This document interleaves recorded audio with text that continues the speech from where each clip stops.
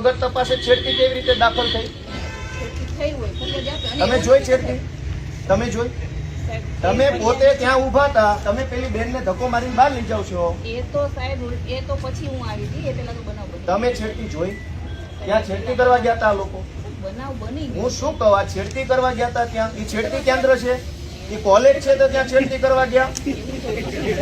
College છે? College છે? આ કોલેજિયન છે?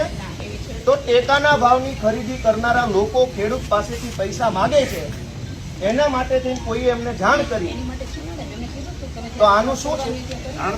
આમાં એફઆરઆઈ થઈ ગઈ કે નથી થઈ? એક મિનિટ, તમે એમ કહો જ્યાં રજૂઆત કરવાનો એને કરો. પ્રાંત અધિકારીને 18, 19, 20 તારીખે 3 વખત રજૂઆત કરી. આરએસસી કલેક્ટરને 18 ને 22 તારીખે 2 વાર રજૂઆત કરી.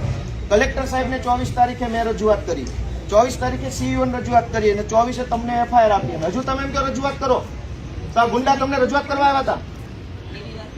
બેન, ભગવાનથી ડરો, ભગવાનથી ડરો. ધીમે એટલે પણ હું કઈ ખાઈ ગયો? તમે અમને ઉપર ખોટા આરોપ મૂકો. બેન, તમે છેડતીનો આરોપ કેવી રીતે લગાવ્યો ના ઉપર? હાલો, પગે લાગુ. લો, છેડતીનો આરોપ કેવી રીતે કર્યો? કેવી રીતે છેડતી કરી હમણે?